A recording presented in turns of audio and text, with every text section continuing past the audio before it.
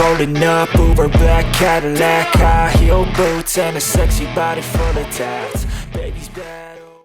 Hello, and welcome to the next installment of Secret Swipes and Lies Showrunner Commentary.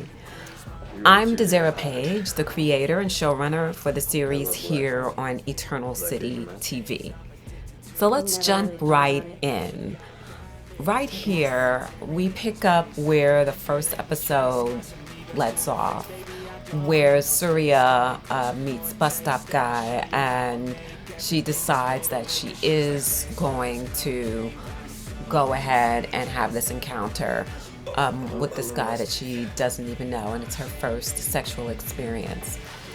And I thought that this would be an interesting kind of encounter in that it just shows us where she was in her journey at that point and how she views it as she's sitting there recounting all of this to Jake.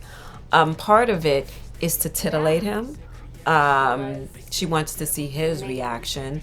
But part of it is, it's true, you know, when she's talking about how she thought it was hot, that it was a guy that she didn't know, and it was her first time, and that she really had control over this situation. Because that is actually the running theme for her, is control. And she has learned very early on that her sexuality can be used as a tool or a weapon, whichever way you want to look at it.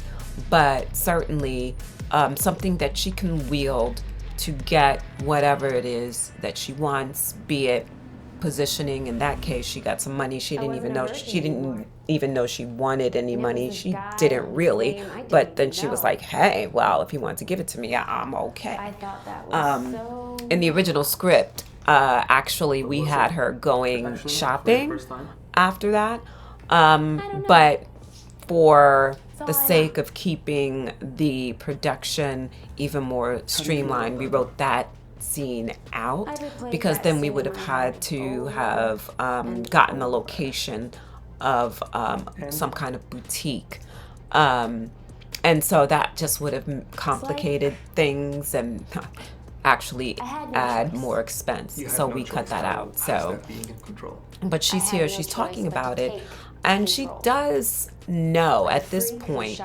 that this is kind of you know, titillating for him. At least she thinks it is, you know. And so she's gauging his body language, his reactions. You know, it's kind of like a tit for tat. Let's see, you know, where we're going to land with him. And then when he gets a little too close, she tries to shut down the session, and he's like, no. But that's more also, he's titillated, and so he really wants to continue talking, even though they do have a few more minutes. She, you know, so then she goes into her next story in terms of where she is in her journey. Here, he suspects that maybe she has a few daddy issues, and so he tries to delve in and get a little bit deeper under that hard exterior that she has, but she's not having it. Suriya is like, no, I'm not ready to go there. I don't need to go there. That's off limits territory. And so then she tries to deflect and really go on to another point.